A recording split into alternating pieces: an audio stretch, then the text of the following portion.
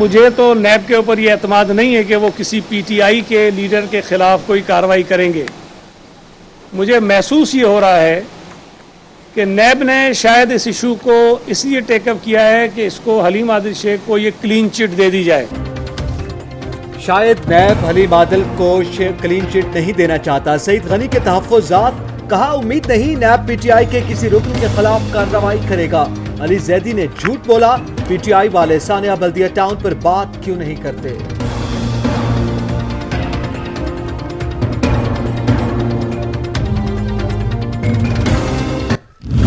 Trickle down नहीं हुआ उसका फायदा, ना ऑयल मिला, ना ही उसकी वजह से जो दीगर चीजों में अशिया खुर्दोनोश में कमी आती है वो हुई। तो ये बहुत सारी इस तरह की नाअहलियां इस हुकूमत की हैं। हलीम आदिल शेख ने बेज़ाब्तियों का एतराफ किया। नासिर हुसैन बोले, उम्मीद है अजमल वजीर की तरह हलीम आदिल को भी ओहदे से हटाया जाएगा। हम ये नहीं कहते कि जब नैब की पेशी का मामला हो तो भी बीमार हो गए, नैब जब भी बुलाएगी हम जाएंगे, जरूर जाएंगे, सब कुछ बताएंगे और हमें जाना चाहिए। नैब की पेशी पर हम ये नहीं कहते कि बीमार हैं। हलीम आदिल शेख कहते हैं नैब जब भी हमें बुलाएगा जरूर जाएंगे।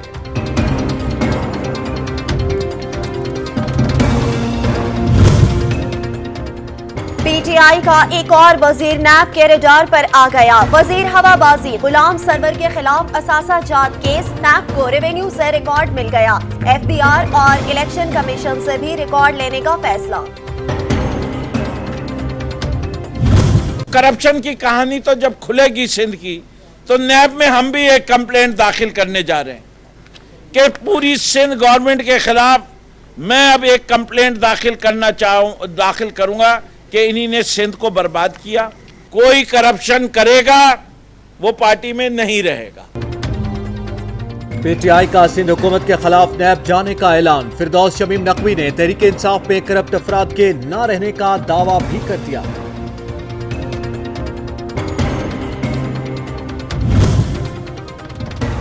गवर्नर सिंध और असद उमर के दावे कहां गए। कराची में के इलेक्ट्रिक लोड शेडिंग से बाज न आई, कई इलाकों में दौरानिया मजीद बढ़ गया।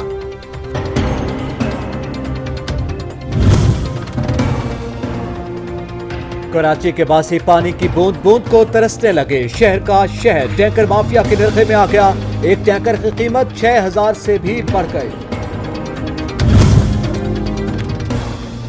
कराची में डेयरी माफिया भी सरगर्म। दूध की कीमत में एकदम से 10 रुपए इजाफा। माफिया के खिलाफ कैसे गिरफ्त मजबूत होगी, अवाम जवाब की मुंतजिर।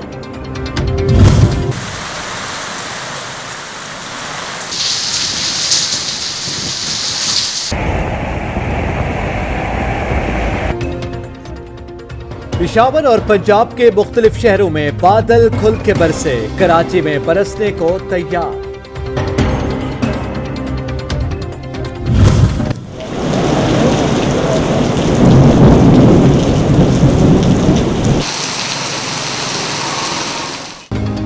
इस्लामाबाद में फिर बरकारुद, गरजते बादल बरस पड़े। बारिश का सिलसिला वक्फे वक्फे से जारी रहने की उम्मीद।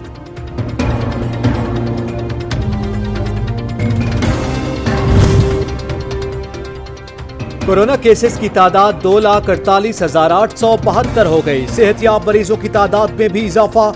मजीद 74 अमवात से मजमूई तादाद 5,197 तक जा पहुंची।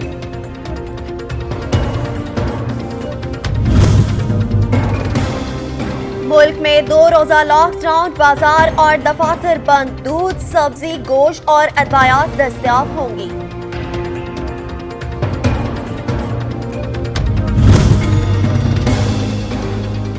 पंजाब के 7 शहरों में स्मार्ट लॉकडाउन नाफिज। सिर्फ एक शख्स खरीदारी के लिए घर बाहर जा सकता है।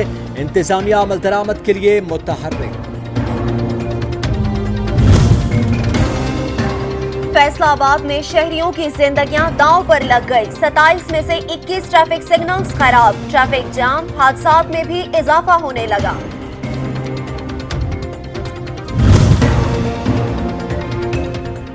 लाहौर में ट्रैफिक वार्डन्स की कारकर्दगी जांचने के लिए पॉइंट सिस्टम मुतारिफ। शहरियों की मदद, फर्ज शनासी और अच्छे रवैये पर पॉइंट्स मिलेंगे।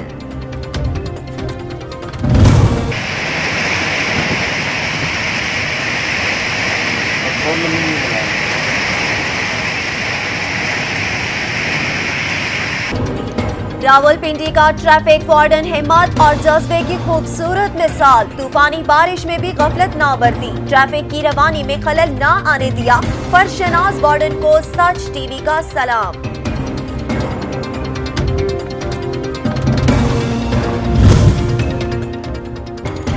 मोटरसाइकिल और कार में तसादुम, डेरा इस्माइल खान में एक ही खानदान के 3 अफराद जाँ बहक, 3 जख्मी हो गए।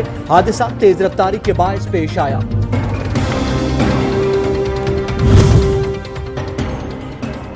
पाकिस्तान आबादी के लिहाज से दुनिया का 5वां बड़ा मुल्क बन गया। चीन, भारत, अमेरिका और इंडोनेशिया के बाद पाकिस्तान की आबादी सबसे ज्यादा हो गई। मकबूजा कश्मीर में बुज़दिल भारतीय फौज के छापे, गिरफ्तारियां और कत्ल-ओ-गारत जारी। एक और कश्मीरी शहीद कर दिया गया। तहरीक हुर्रियत के चेयरमैन अशरफ सहराई को घर से गिरफ्तार कर लिया गया।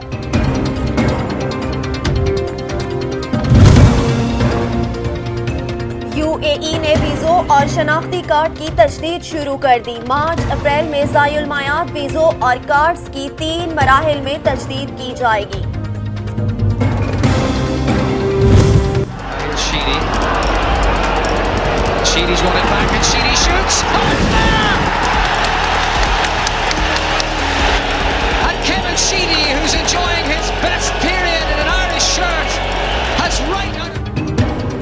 और बरतानवी मशहूर फुटबॉलर जैक चार्ल्टन इंतकाल कर गए। स्टार खिलाड़ी ने मुल्क को फुटबॉल वर्ल्ड कप जितवाने में मरकजी किरदार अदा किया था।